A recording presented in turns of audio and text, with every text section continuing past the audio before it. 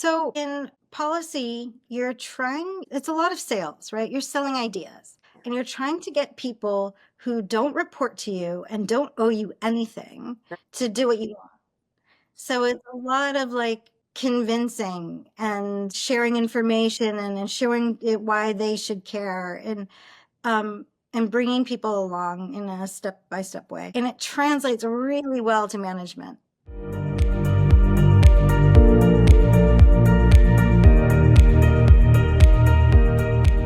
Welcome to Policy Catalyst. I'm Caroline Malcolm, and after my own transition from a long career in the public sector into a fast-growing tech company, I wanted to dig deeper into what it means to be an effective policy practitioner, but outside of government. So in these conversations, we're going to be sitting down with some of industry's foremost leaders on policy to unpack how they think about the function, the unique ways it can support a company's goals, and how they measure success.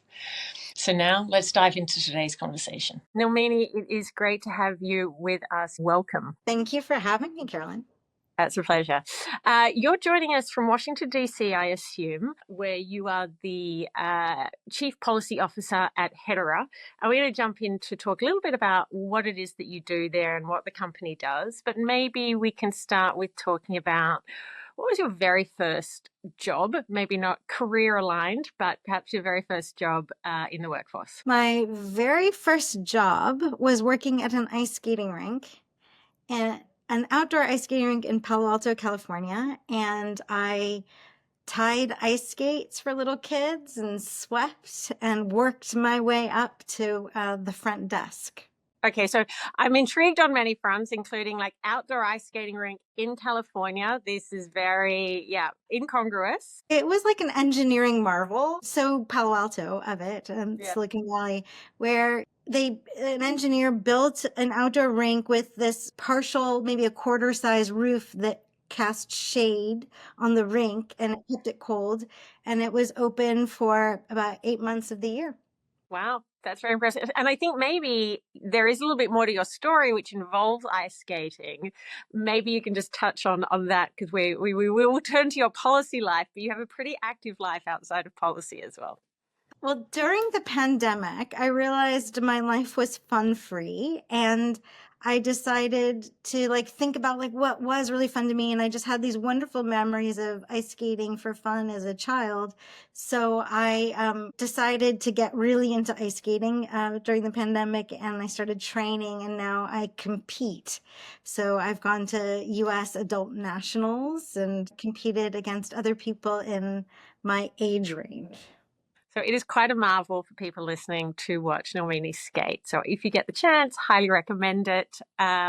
She's just as talented on the ice skating rink as she is when it comes to policy, but also just, and one of the things I think about you when I think about policy, Nilmini, is that I think of you as this sort of very subtle force in the policy world. You're not like, you work in an industry, and we'll talk more about that, which is sort of very out there, kind of very public facing in a lot of ways. But I think of you as being just this extremely effective, making things happen, but not necessarily like the loudest, showiest voice in the room. So we maybe talk a little bit about how you sort of developed your own kind of personal space, your personal brand in the policy world.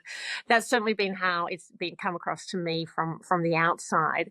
But maybe tell us a little bit, how did you get career-wise to where you are today? Did you study something that was relevant? Did you study something that was completely irrelevant? What was the sort of career trajectory up until today? Well, like most Asian American children in growing up in the 70s and 80s, I assumed I was going to be a doctor. And I went to college to do pre-med and then realized I didn't like being around sick people, which is, really an impediment to medicine. So I dropped out of college in 1992 and traveled the world for a while and then realized I was really interested in international economics. Like, why are some people poor and other people aren't? Like, what this accident of birth that has led to, going to places in Asia. My family is originally from Sri Lanka, compared to where I grew up in Palo Alto, which ended up being a source of immense wealth. It was just a striking contrast. So I really got interested in that, and that's been really the trajectory since. So I studied international economics as an undergrad at Berkeley, and then decided I was going to go to the Peace Corps. And it was not the right fit for me. Long story, won't get into it now. But then dropped out and decided to go to New York because I thought that's the place you prove yourself. And ended up working in international macroeconomics at the Federal Reserve. Peace Corps was really helping people at an individual level, which is super meaningful. But what I loved about the Federal Reserve and kind of the policy area is you're thinking about how to help people at scale. And so I thought it was really exciting. Went to business school and then ended up in DC where I worked at Treasury. So I spent a lot of time in the US government before switching to doing policy in the private sector.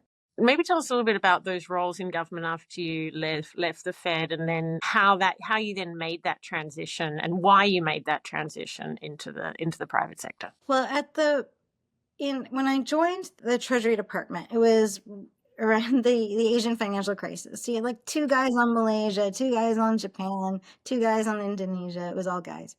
And then I was like the new kid on the block. So they gave me the dog portfolio, and it was Africa, the Middle East, and South Asia, like the whole region to do international banking and securities markets. So, like I got to learn a lot, worked on, Turkey's financial crisis, worked on India. And then September 11th happened. And if you can imagine covering Africa, the Middle East, and South Asia, like my portfolio was hot. I got to travel with the Treasury Secretary on his first trip to the Middle East. I went with him to Africa. I mean, it was amazing. So it was just a really formative experience. And I worked on the first task force on terrorist financing. It was amazing. And then I got picked up by the White House, the Bush administration, to be the director for international finance. And then was like, okay, I just met a guy, and I've never been on a date with him that included dinner and a movie on the same night because I would always have to go back to work. And I'm like, I need a different life. These were really great jobs. It just was grueling. So then I was complaining to one of my best friends from Peace Corps, and she was like, "My husband's on Capitol Hill.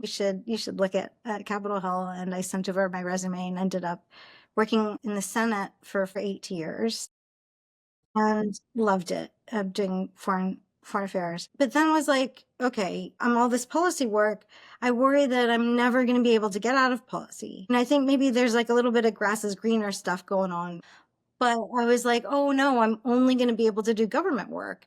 So I was like, let me take a break. This government stuff is always going to be there. And I ended up just cold calling people like in the private sector and be like, hi, can I come talk to you? And they would often say yes. And I ended up that way working at the leading trade association for big tech companies. And I didn't do tech at the time, but I would study as though it was like a class, like make myself a briefing book and study so that I had the lingo to adjust, and that's how I got in. But I went back to government because there is something super exciting about being on Capitol Hill and writing law. So I did go back to the House side for 4 years before coming back. And I went to the private sector because there was opportunities to grow. When I left and I went to Tetra Tech to lead their international energy division, I had a chance to manage people. I had a few hundred people in 17 countries and see the real impact. So, like connecting to the dots of these big ideas that we had on Capitol Hill, laws that we wrote on providing energy in Africa in a market-based way, to actually doing that and running the companies and seeing how the nitty-gritty gets done. It was really, and like it was a nice opportunity to connect to dots. So that was very attractive. But now being in the private sector, I think what's really exciting is kind of goes back to why I was attracted to policy in the first place, is that right now in our sector in crypto, we are scaling big ideas and we're pushing the forefront of like the future of technology rails, of payment rails, of like how things can move forward to lower costs for people around the world. So it's an exciting moment to be particularly on the private sector side of policy. That's true. Did you find, having done the MBA, that that was useful for what you know when you made that move into the private sector? And maybe tell us in that context a little bit about the role you had at Tetra Tech, and was it kind of pure policy? Was it a little bit more kind of business focused? I think that my MBA was really helpful in the management side. It was helpful at Treasury and understanding kind of balance sheets too. Um, but it was mostly like, so I finished my MBA in 1999. It was like before people just had Wi-Fi in their houses, right? Like, so it was a different world. Like, I think a lot of the things that I learned in an MBA, you could probably learn in an online class at this point. But the one thing that I think was super great about the in-person program and doing it that way was learning organizational behavior skills. And and it's like a cliche that that's like the most useful thing you learn in an MBA program, but it was totally true for me. And just when I went to Tetra Tech, I ended up restructuring the division and using like the organizational, like, how do you make changes that align with people's incentives? And how do you structure things so that they're smooth, and doesn't require people to constantly coordinate, that they understand how to work, and what kind of things make people feel valued. So a lot of, I guess a lot of that you can get in organizational behavior, you can get in through therapy. The same. I think sometimes being a manager can be, has some uncanny parallels. So I'm glad I did it, but I don't know if you know this. I'm actually in law school. My goodness, Nilmini, I did not know this. Welcome to the world of lawyers. I don't know what's possessed you, but tell us more. Well, during the pandemic, they changed the rules in the United States to allow for more expansive online programs. So I'm taking a program where many of the lectures are online, and we have in-person sessions a few times a year. But it allowed me to do it more flexibly, and I'm only taking a couple of classes a semester because I'm too busy with work to take a proper load. But I found it just to be fun and interesting. I was always curious because, having worked on the Hill, I wrote a lot of law, but I was curious about just kind of the other side. And I'm finding it just helpful with like managing outside counsel and, like pushing back on things that lawyers say with assertiveness because they have a law degree. But you're like, I don't know if that's true. So yeah, I'm just kind of treating it like book club, Okay. and I love enjoy. this. This is classic Nilmini.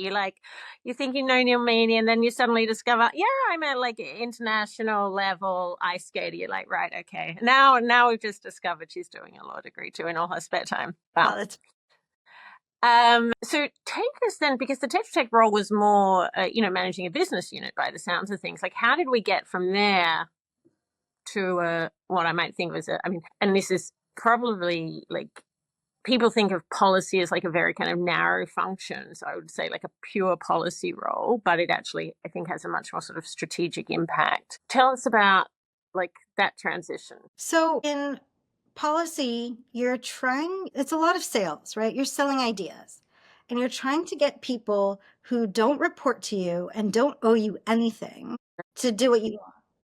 So it's a lot of like convincing and sharing information and showing it why they should care, and bringing people along in a step by step way.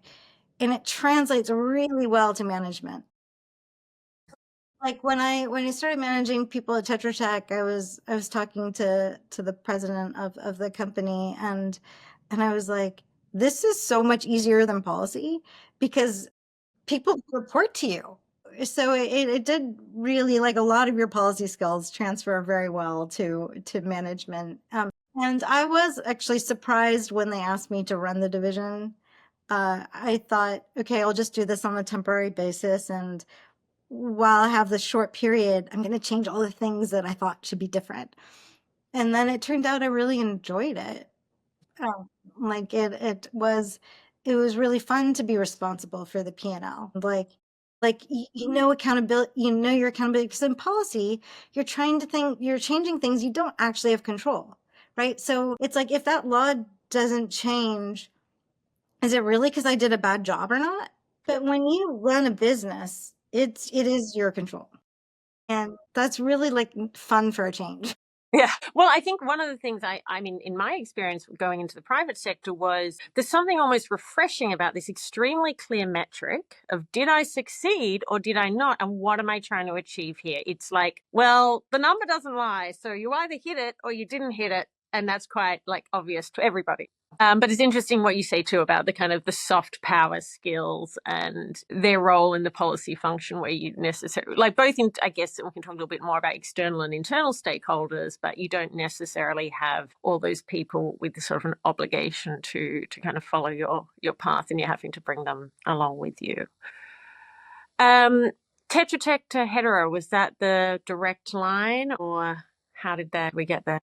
It went Tetra Tech to I worked on democracy issues. I led this organization called Fix the System. So I went Tetra Tech to democracy for a little interlude, and then to Meta, where I served on the global policy team. And while I was there, I had my eye on what the folks at Meta were doing on crypto. And I was like, oh, I want to move over to Libra, because I had been on the global policy side focused on international organizations. I'm like, I would love to be over at the Libra side. But at that point, it was kind of disbanding, and it just didn't make sense to make the switch. So I was like every day off that I had, like every vacation day, I would go to like a crypto conference. So I was like this or the DC blockchain You week knew or how to whatever. have a good time, in other words, in your spare time. Yeah, it was kind of like the same thing I did to get in tech the first time, which was like I want to be around it and ensconced in it. So I speak the language. So people just like feel like I belong and like have this underlying sense of why they care about the things I care about. And then at this one event, I saw this booth about Hedera, and it talked about how little energy the network used. It's very efficient, a hash graph rather than a blockchain, and it uses like astronomically less energy than others. And I was like, "Oh, that's really interesting to me," because I'd done all this energy work on and I was like, that's sustainability, right? When it just naturally uses less. They had a chief of staff role and not a policy role, and I applied for that because I was like, I just need to get in, like, Yep. and No, but it's true. I think like when you're making a sector transition, like, yeah. so I got hired as chief of staff, and they're like, oh, you can do policy. We don't have anyone doing policy. You could do that too. So I had Okay. like two jobs. That's right. Not you could do that instead, but also, yes. Yeah. And I always had to prioritize the chief of staff role, right? Because you have to keep the trains running. Um, so I'm doing them both a little bit, and then I got invited to testify before the U.S. Congress.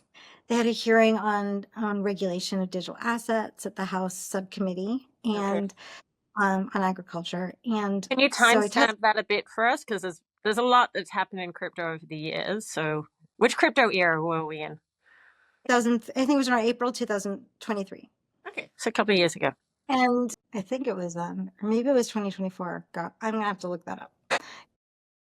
It was sometime Time in crypto is fluid.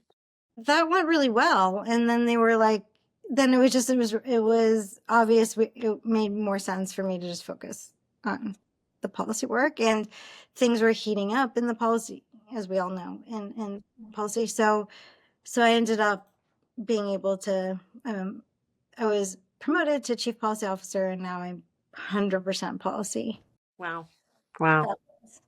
Well, I mean, congratulations to you, because honestly, I think making career transitions is not easy. And I admire somebody who had so much experience to bring to the table, but also you clearly have this humility to be able to say, like, I will come in and this is how I will get my foot in the door.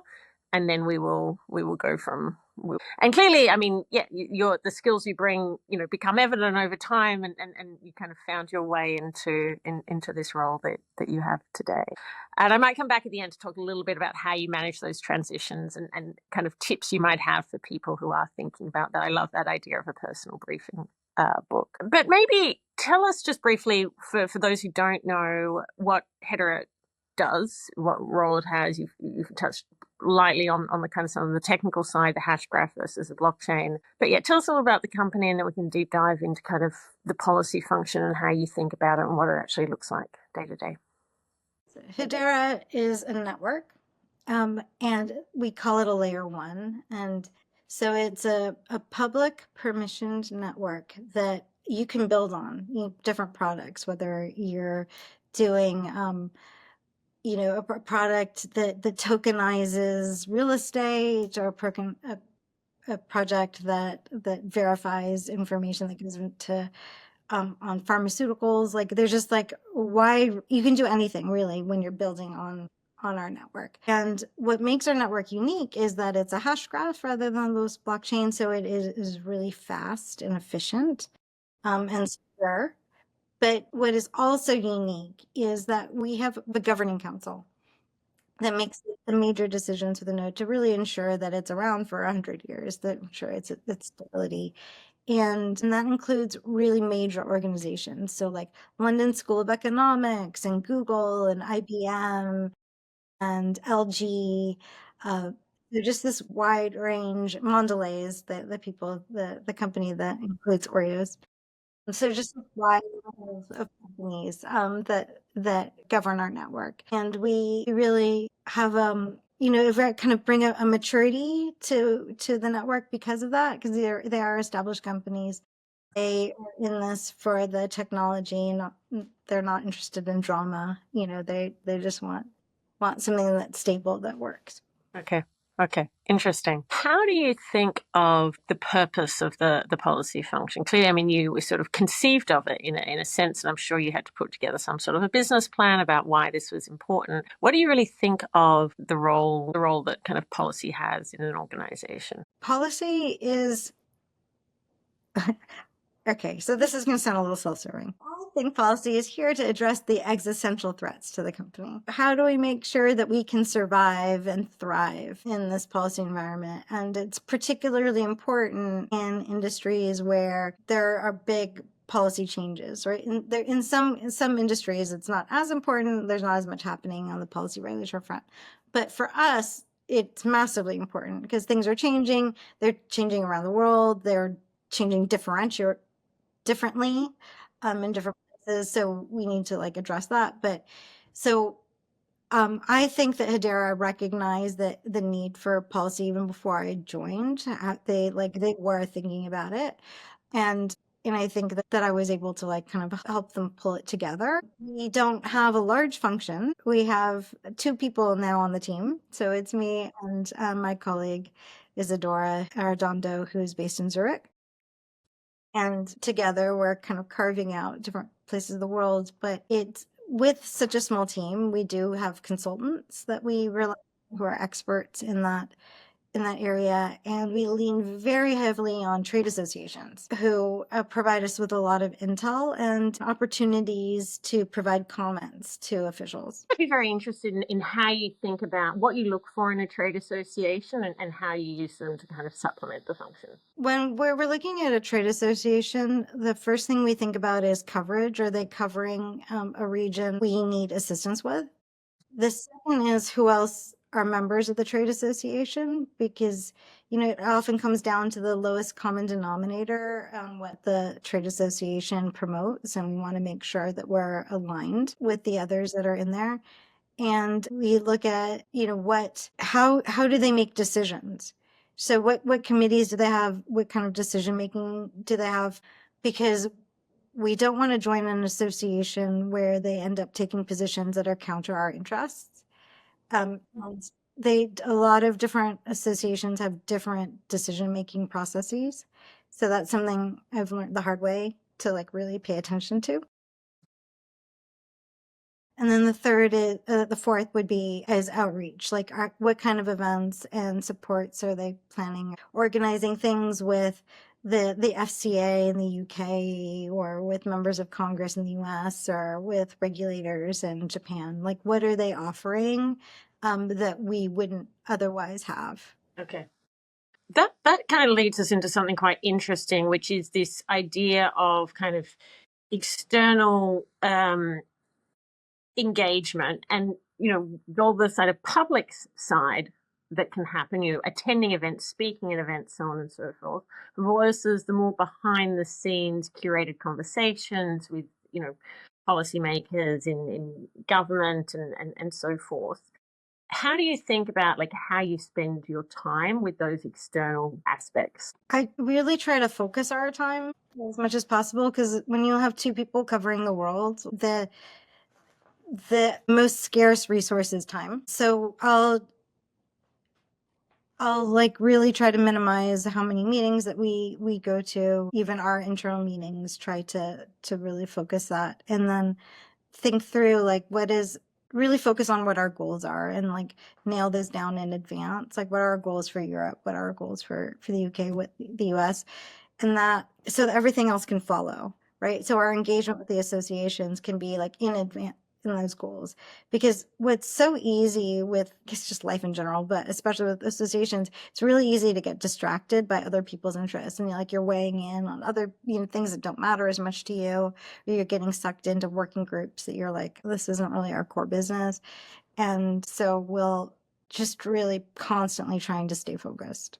How do you work out those focus areas? Is that something that you do in the policy function, or who are the external stakeholders that you work with to decide what's worth your time and what's not worth your time? What I do is a process, like starting kind of in December, for like what our goals are in January. And I imagine in the next December, so like a year from now, what do I want to write down that we accomplished? So I find it's easier to think backwards than think forwards. So like, what do I want to say we did? And like, what policies did we secure? And then I back into what steps do we need to take to have that be the result. And then I put those down as our goals. And I really then try to prioritize it, because you have competing goals. Like, I think one of the challenges with policy is that we get confused with marketing. It's very true. Yes, yes.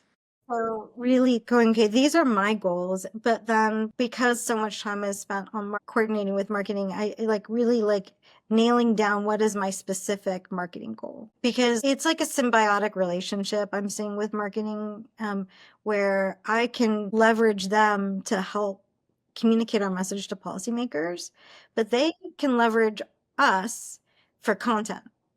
Because they can't always, like, every post for marketing can't be our technology is the best, and so they need additional content, and they look to us as subject matter experts to add in. So really kind of thinking through my policy messaging and then goals, and then Okay.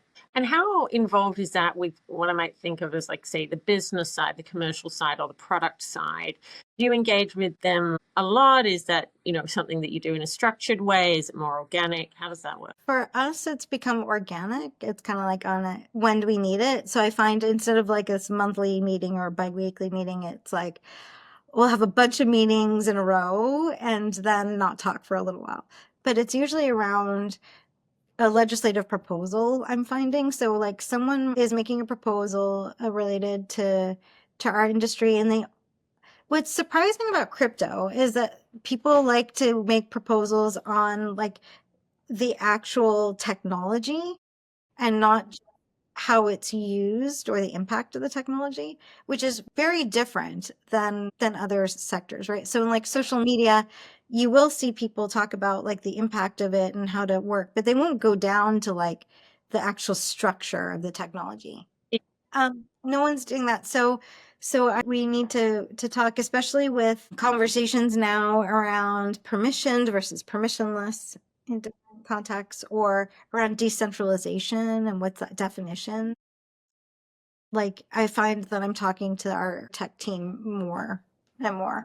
You mentioned before that you have yourself based in the US, you have another person based in Europe. You also mentioned the UK in there. How do you think that the way you do policy, maybe not what you're doing or what your goal is, but how you do policy changes across those different regions?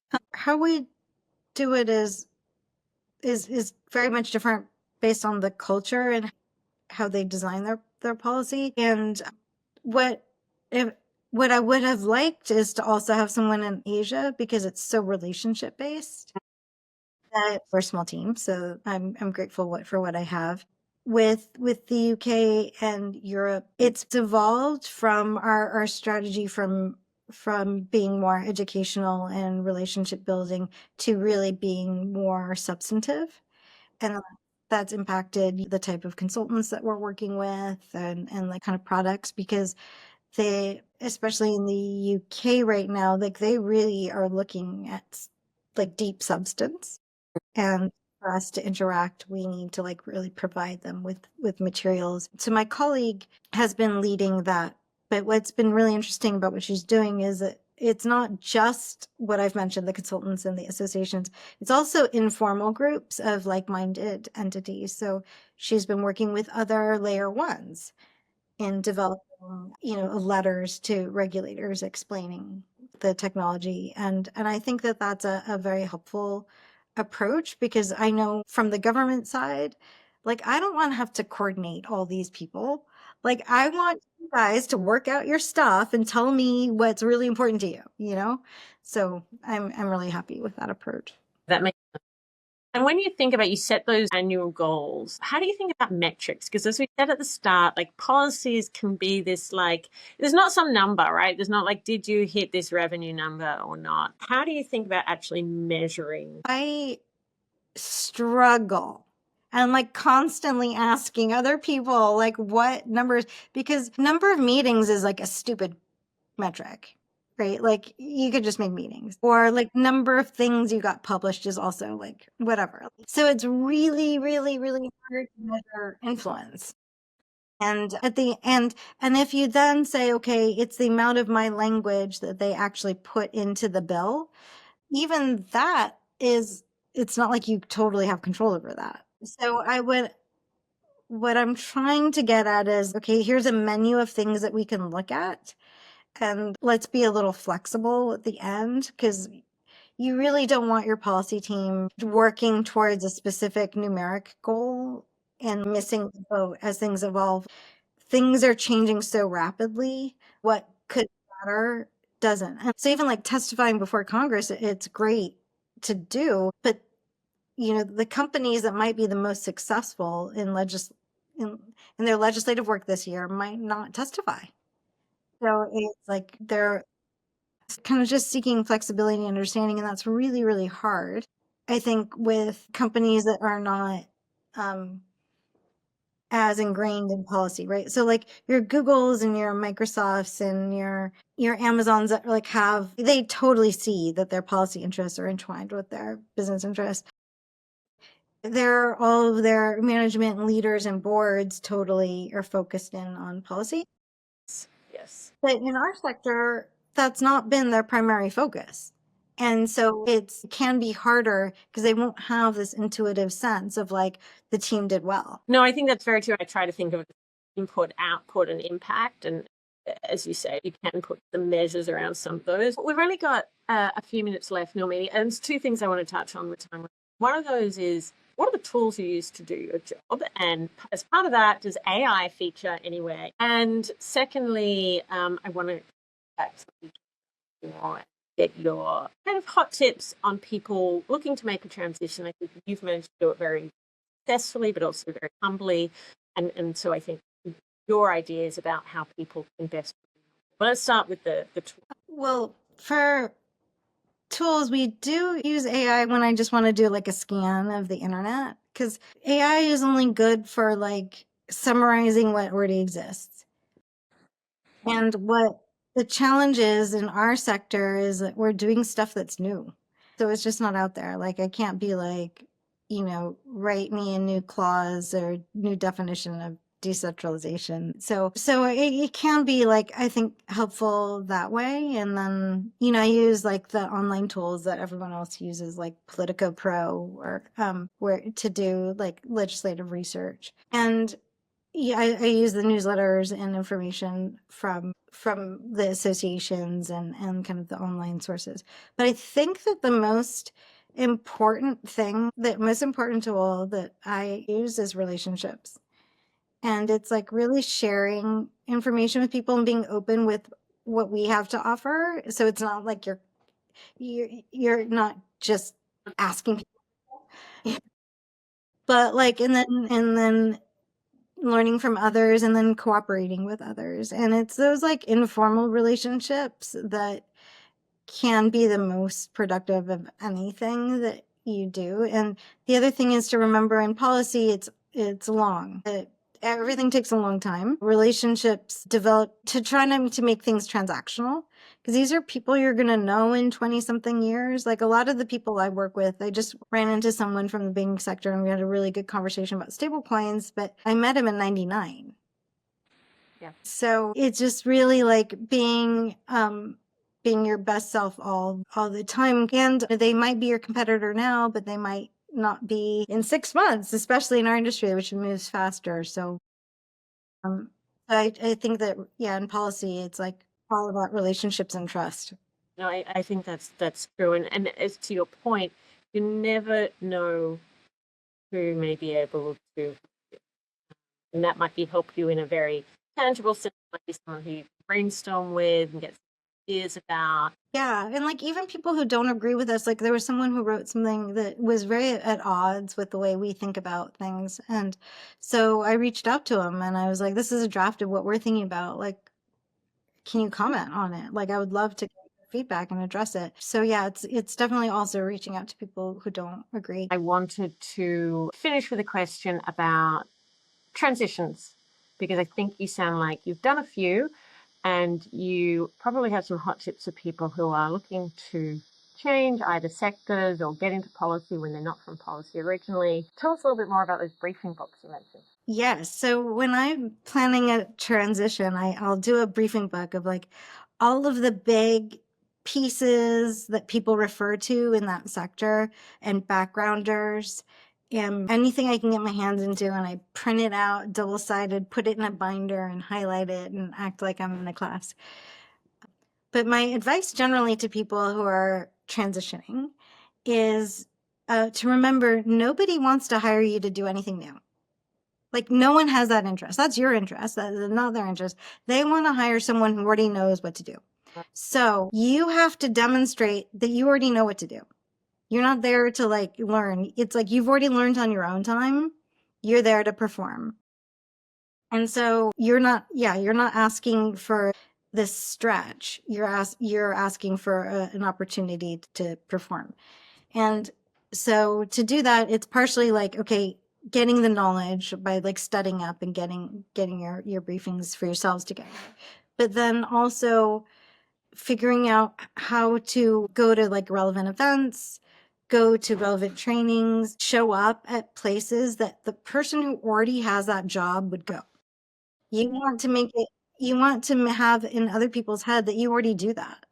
So like use your days off, already show up and make it really, really easy for people to find you. So either it is the in-person stuff or online, you're sharing articles about this new field that you want to be in and like commenting on it on LinkedIn, or you've changed your LinkedIn profile to use keywords that would click with someone looking for that new role. You know, there are going to be a few, at least crossover.